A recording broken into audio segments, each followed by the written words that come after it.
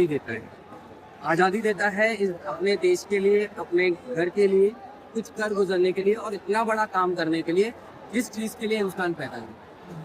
अब लोकतंत्र को हम इस तरीके से देखते हैं कि गवर्नमेंट ऑफ इंडिया क्या है। गवर्नमेंट ऑफ इंडिया कंपनी जिसमें मंत्री से लेके जितने भी ब्यूरोक्रेट हैं वो एक जनता के सेवक है, तब तक वोट नहीं मिलती तब तक वो सेवक बोलते हैं। एम्प्लॉय है। अब वो क्या करते हैं हम उस पर बात नहीं करेंगे, हम बात करेंगे लीगली कि जो चीज़ मुझे दिखता है कि गवर्नमेंट ऑफ इंडिया क्या है। गवर्नमेंट ऑफ इंडिया मेरे लिए एक कंपनी है जिसको मैंने बनाया और जिसने मेरे को सर्विस देने का काम किया। इसकी आवाज़ में मैं ₹1 की मार्केट से लेकर हवाई टिकट तक का जो भी टैक्स खरीदा सामान है उस पर टैक्स लगा, वो सामान खरीदूंगा। दैट मीन्स एक भिखारी से लेकर व्यापारी भी टैक्स दे रहे हैं, ठीक है, उसका हक बनता है। अब ये गवर्नमेंट का काम है जो मुझे सर्विस देगी, जिसमें मैंने जो काम मैं नहीं करता वो काम वो करेगी।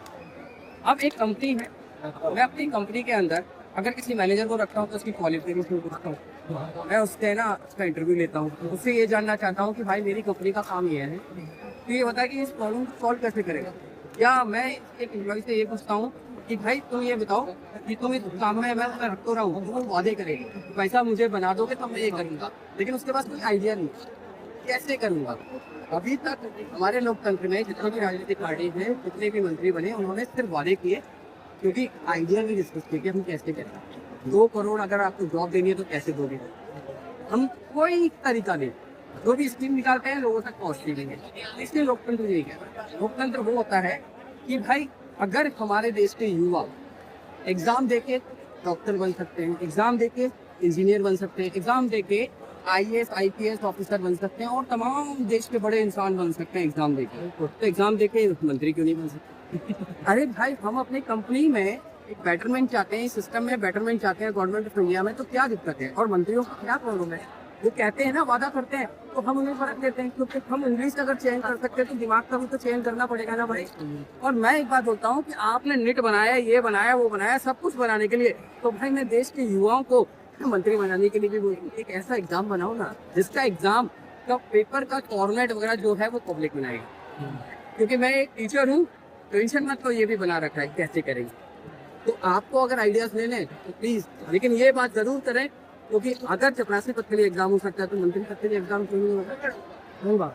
तो भाई अगर मंत्री पद का एग्जाम हमारे देश के युवा भी दे सकते हैं, हमारे देश का युवा कुछ भी कर सकता है, सबको एक्सेस होना चाहिए। एग्जैक्टली एक्सेस सबको होना चाहिए। और इस देश की सारी जनताओं से एक ही बात बोलूंगा, हमारा देश जब से आज़ाद हुआ है तब तक आपने एक्सपीरियंस लोगों को देश की कमान संभाली।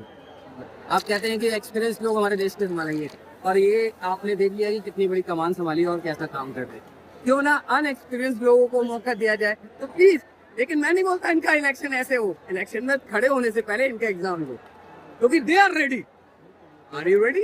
एवरीवन इज रेडी, बिकॉज ये युवा अनकरप्टेड है, इसे करप्शन नहीं पता। ये अगर एक प्राइवेट कंपनी में जॉब करता तो बड़ी ईमानदारी से करता, तो गवर्नमेंट ऑफ इंडिया में भी करेगा भाई।